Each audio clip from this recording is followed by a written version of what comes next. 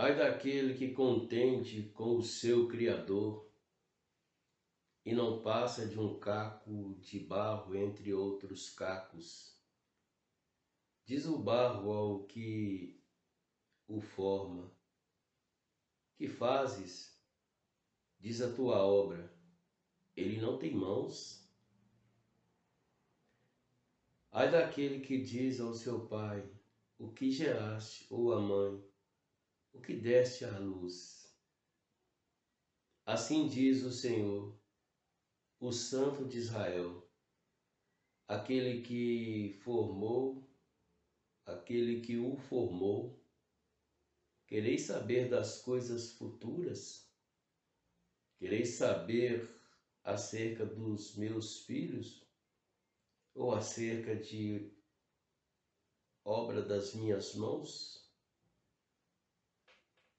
Esse é um texto que está no livro de Isaías, capítulo 45, a partir do versículo 9. Geralmente o povo sempre se achegava a Deus, e até hoje ainda se achegam a Deus com suas ideias um tanto egocêntricas, antropocêntricas. E uma das barreiras maiores entre o homem e Deus nada mais é do que o seu egocentrismo. Um paradigma forjado quando aquele que era o primeiro homem simplesmente não ouviu a voz de Deus, ao dar ouvidos a um demônio que, através de uma serpente, dizia a ele: olha, se você comer do fruto, você será como um Deus. Nós encontramos isso logo no início da Bíblia, no livro de Gênesis, onde muitos têm como pecado original, aludem ao sexo, entre tantas outras incongruências.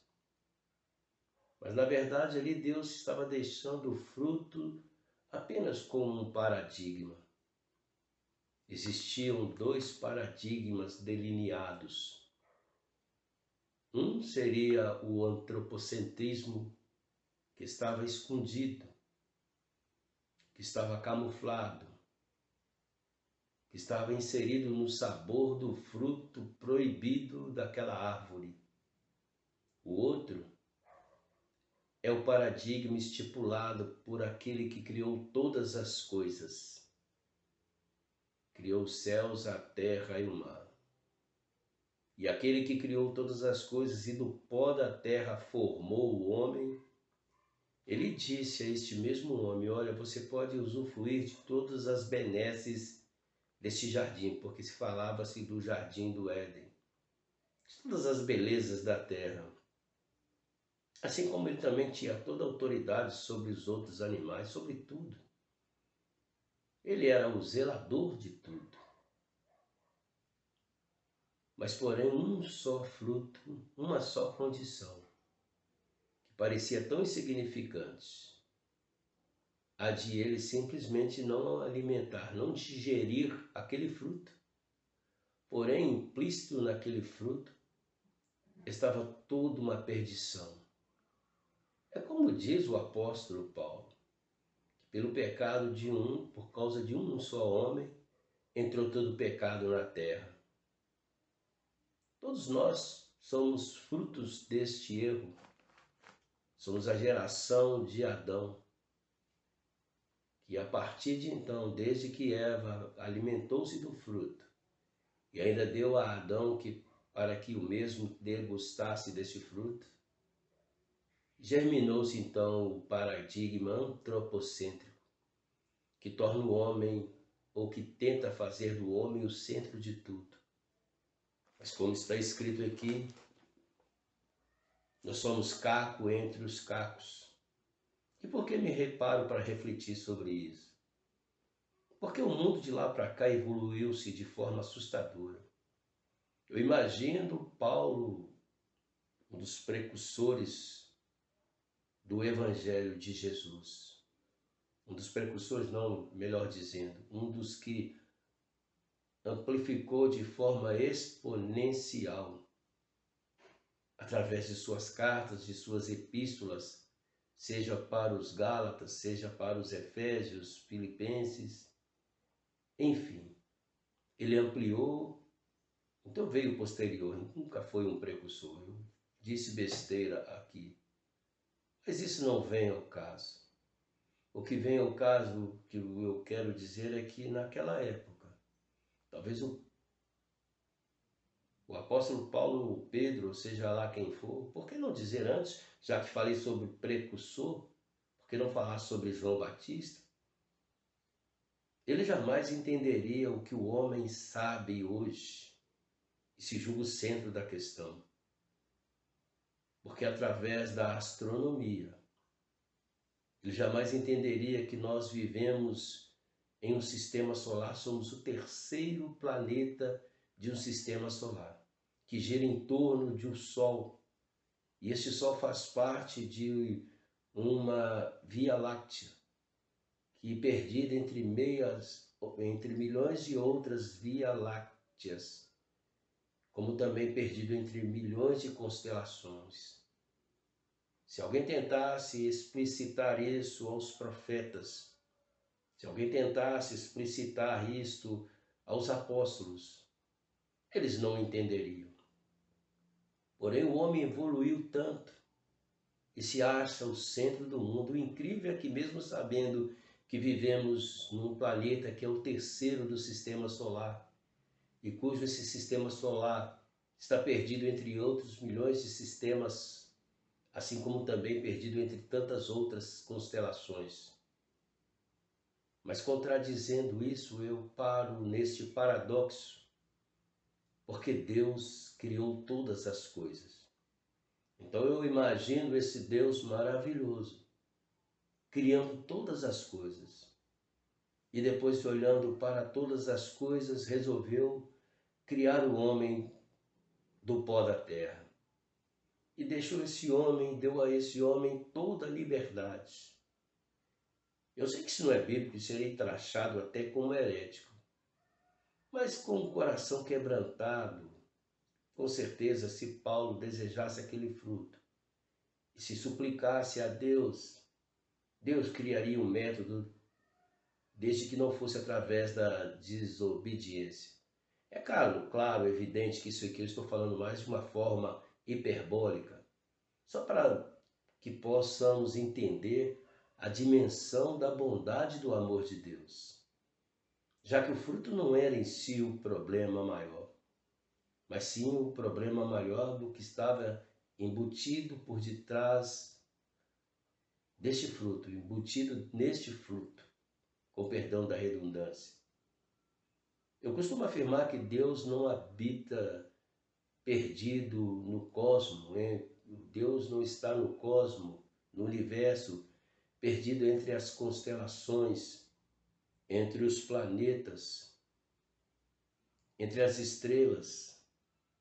Deus está ou fora, Deus está dentro ou do lado de fora de um coração que o busca ou que ainda o deseja. Mas isso não nos torna a peça fundamental. Isso não nos faz o centro das atenções. Não dessa forma que tem sido vivenciada, onde o homem tem insuflado o humanismo de forma assustadora, o antropocentrismo, porque desde Adão, o homem sempre quis ser o centro da questão, quando na verdade, como diz aqui nesse mesmo livro, o próprio Isaías diz isso, nós encontramos no Salmo 103, que o homem na verdade nada mais é do que a erva e sua flor, em que soprando-se nela o hálito de Deus, seca-se a erva, murcha-se as flores, murcha-se a flor. Na verdade, eu também costumo afirmar que nós nascemos pela manhã, nos embelezamos durante o dia, envelhecemos à tarde e morremos à noite. Ou seja, o que somos, mas no entanto nós temos vivenciado uma questão tão deturpada.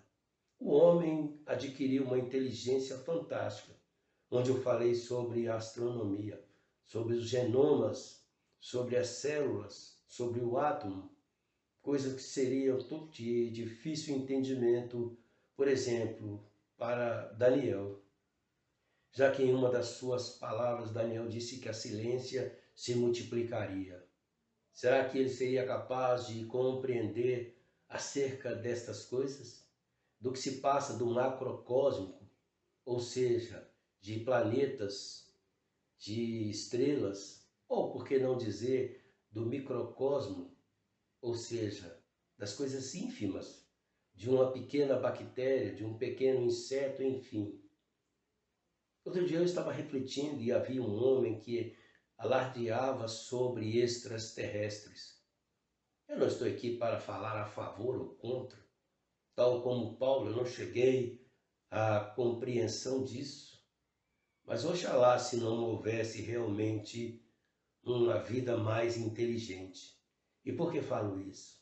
Não somente para que o homem pudesse, enfim, compreender que ele não é o centro das atenções, porque até mesmo aqueles que creem em Deus, se julgando o centro das atenções, acham que Deus vive por causa dele, quando nós não somos nada nesse mundo. Deus ainda nos escolheu porque Deus é amor. Pela sua misericórdia, nos ofertou o seu Filho. Como está escrito por Paulo em vários textos, mas eu enfatizo muito o livro de Romanos, em que o apóstolo Paulo diz que não há um justo sequer, que todos pecaram, porquanto destituídos da glória de Deus estão. Nós entendemos, nós não procuramos entender isso, que Paulo, mesmo sem compreender os meandros da ciência, tal como ela o é nos dias atuais. Isso no capítulo 3, ele diz claramente que o homem é falho, e que é um homem perdido. Assim como também ele deixa testificado a mesma coisa aos Efésios. Nós não somos nada, estávamos mortos em nossos delitos, mas pela misericórdia de Deus nos veio o direito à vida, e essa vida pode ser eterna, através de um sangue derramado na cruz do Calvário. Para concluir, eu acredito que quanto mais o homem se volta para si, se enche do seu ego, insuflando este ego, seja este homem religioso ou não, pode ser o mais renomado dos teólogos, pode ser o maior de todos os cientistas, ele se perde. Outro dia eu adentrei-me em uma igreja tão simplória. Eu entrei lá porque criei o hábito de levar as minhas orações e deixar no altar. É uma coisa pessoal, não é nenhuma doutrina. Fica aqui no centro da minha cidade onde eu moro, mas a igreja é simples. E eu estava vendo e o irmão orava com tanta eloquência e não sabia pronunciar sequer uma palavra certa. Mas eu vi Deus tão próximo dele. Quando ele falava, meu Deus, o meu Jesus, e eu senti vontade de pedir que ele orasse por mim. Eu só não fiz porque ele estava muito ocupado, muito compenetrado, e eu percebia a presença de Deus naquele lugar. Em contrarresposta, certa feita eu fui um pregador, um célebre pensador, que conhece os meandros da hermenêutica, da exegese, dizer tantas incongruências. Estava cheio de si e tão vazio de Deus. Bendito seja o nome desse Deus maravilhoso, chamado Jesus Cristo.